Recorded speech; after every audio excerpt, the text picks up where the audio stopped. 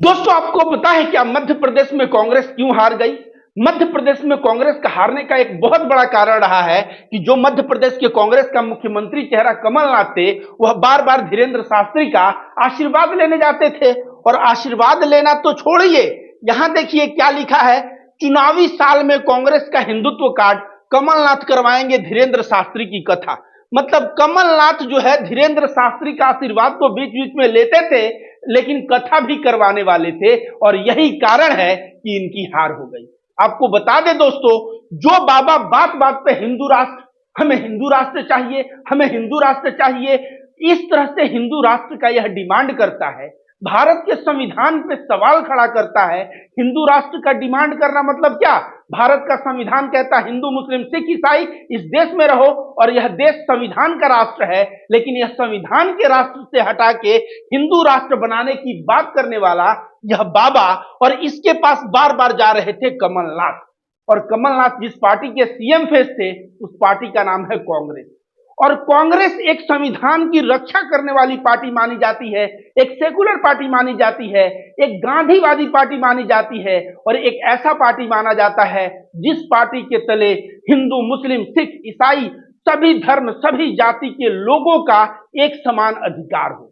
लेकिन कमलनाथ बार बार हिंदू राष्ट्र की मांग करने वाला बाबा के पास जाते थे, और कहीं ना कहीं यही कारण रहा है कि कमलनाथ बुरी तरह से हार गए। आपको बता दें दोस्तों, कर्नाटका में बजरंग दल को बैन करने की बात कांग्रेस ने किया था। किसी भी तरह का हिंदुत्व का कार्ड नहीं खेला, और बल्कि बजरंग दल का विरोध किया, और कर्नाटका में कांग्रेस भारी बहुमत से चुन के आया। मैं दावे के साथ ताल ठोक के कहता हूं कि अगर एक कमलनाथ धीरेन्द्र शास्त्री का विरोध किए होते और कहे होते कि अगर सत्ता में मैं आऊंगा तो धीरेन्द्र शास्त्री जेल में होगा, ऐसे बाबाओं को बर्दाश्त नहीं किया जाएगा जो संविधान के अंदर रहते हुए हिंदू राष्ट्र की मांग कर रहे हो, ऐसे बाबाओं को जेल में डाल दूंगा, तो शायद मध्य प्रदेश की जनता समझती कि नफरत और प्रेम की लड़ाई है, और नफरत प्रेम की लड़ाई में हम प्रेम को वोट दें। लेकिन कहीं ना कहीं धीरेन्द्र शास्त्री से आशीर्वाद ले लेके इन लोगों ने ऐसा बना दिया कि कांग्रेस और बीजेपी में कोई फर्क नहीं। तो लोगों ने कहा ठीक है, जब कोई फर्क नहीं तो हम बीजेपी को ही वोट देते हैं। तुम भी करोगे हिंदुत्व की राजनीति, वो भी करेगा हिंदुत्व की राजनीति, तो चलो भैया, जो हिंदुत्व की राजनीति करता रहा है उसी को हम वोट देके जिता दें। कमलनाथ को वहां पे चाहिए था कि बाबा बागेश्वर धाम के धीरेन्द्र शास्त्री का यह विरोध करते, यह बजरंग दल का विरोध करते, और इस तरह से बयानबाजी देके यह स्पष्ट तौर पे कहते कि मध्य प्रदेश में सभी धर्म के लोग खुशी पूर्वक रह सकते हैं, प्रेम पूर्वक रह सकते हैं, और जो भी उपद्रवी लोग होंगे उनका जो है जगह जेल में होगा। लेकिन कमलनाथ ने इस तरह की कोई बात नहीं कही, और मध्य प्रदेश की जनता सॉफ्ट हिंदुत्व की राजनीति को नकार दिया, और जो है भारतीय जनता पार्टी को वोट देके भारी मतों से विजयी बनाया। और कमलनाथ को यह बात शायद पता नहीं है कि कांग्रेस के राहुल गांधी या कांग्रेस जिस हिंदुत्व पे वे लोग चल रहे हैं वही सच्चा हिंदू धर्म है। हिंदू धर्म सभी को मिलाने का कार्य करता है, तोड़ने का नहीं। और यह तोड़ने वाले लोगों से आशीर्वाद ले रहे थे। मैं बता दूं कि कमलनाथ को शायद हिंदू धर्म की उतनी जानकारी नहीं है, तभी तो नकली बाबाओं के पास, नकली हिंदुओं के पास से जाया करते थे। मैं बता दूं दोस्तों, हिंदू धर्म में हम लोग जब पूजा पाठ करते हैं तो पूजा पाठ के अंत में हम लोग कहते हैं धर्म का उत्थान हो, अधर्म का नाश हो, प्राणियों में सद्भाव हो, और विश्व का कल्याण हो। आप लोग अक्सर सुने होंगे, अगर आप मुसलमान भी होंगे तो कभी कभी किसी मंदिर के आसपास से गुजर रहे होंगे तो यह जरूर सुने होंगे, और हिंदू होंगे तो आपके घर में यह तो बोला ही जाता होगा। अब बताओ, प्राणियों में सद्भाव हो, प्राणियों में सद्भाव हो मतलब आदमी आदमी, मनुष्य मनुष्य तो छोड़िए, आदमी और जानवर पशु पक्षी जितने भी हैं सब में प्रेम और सद्भाव हो। तो यहाँ पे सबके लिए बात हो रही है। यहाँ ये नहीं कह रहा है प्राणियों में सद्भाव हो मतलब हिंदू का हिंदू के प्रति सद्भाव रहे और मुसलमान के प्रति द्वेष रहे, यह बात नहीं बोला जाता। आपको बता दें आगे क्या बोला गया है। आगे बोला गया है विश्व का कल्याण हो। तो विश्व का कल्याण क्या इस विश्व में क्रिश्चियन नहीं आते, मुस्लिम नहीं आते? इस विश्व में सब आते हैं, हिंदू मुस्लिम क्रिश्चियन सिख ईसाई, हर जाति के लोग आते हैं। और यह मनुष्य की बात ही नहीं है बल्कि जितने भी जंतु हैं जीव हैं उन सभी का कल्याण हो। पेड़ पौधों का कल्याण हो, विश्व का कल्याण हो, मतलब विश्व का जो कण-कण जो भी है उन सबका कल्याण हो। इस तरह की प्रार्थना हम हिंदू लोग पूजा पाठ करने के बाद ईश्वर से करते हैं।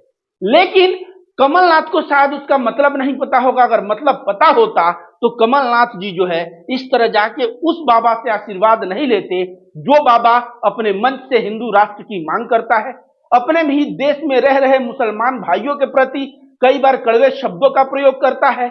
तो ये कमलनाथ चले थे, इनको लगा था मुसलमान वोट तो सारा हमको मिल ही जाएगा और हिंदू वोट पाने के लिए हम बाबा बागेश्वर धाम के धीरेन्द्र शास्त्री का चरण पकड़ लेंगे और उसके बाद क्या है, मेरा कल्याण हो जाएगा।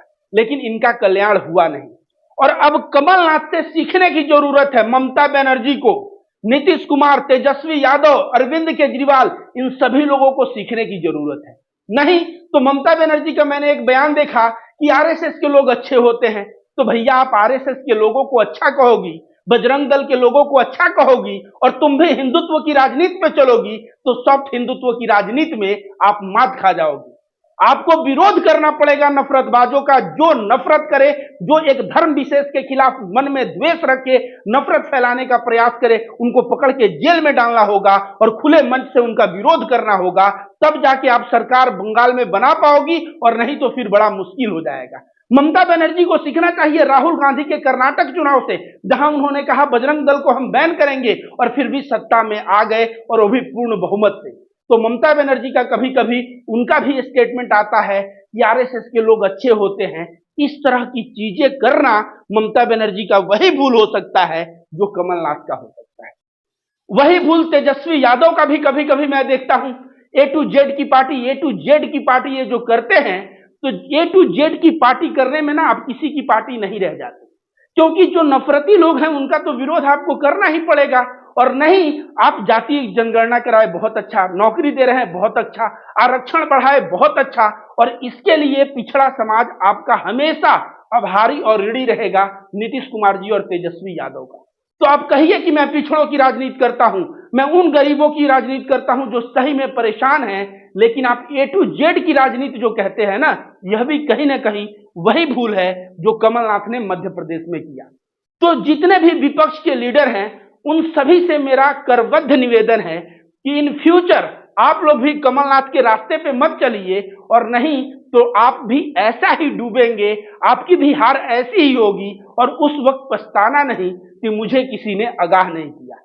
रविकांत भारती के बात को अच्छे से लिख के रख लो, याद रख लो। अगर तुम बहुत ज्यादा सॉफ्ट हिंदुत्व किए तो परिणाम यही होने वाला है। और कमलनाथ जी पर्चा भी बनवाते हैं तो बाबा बागेश्वर धाम से।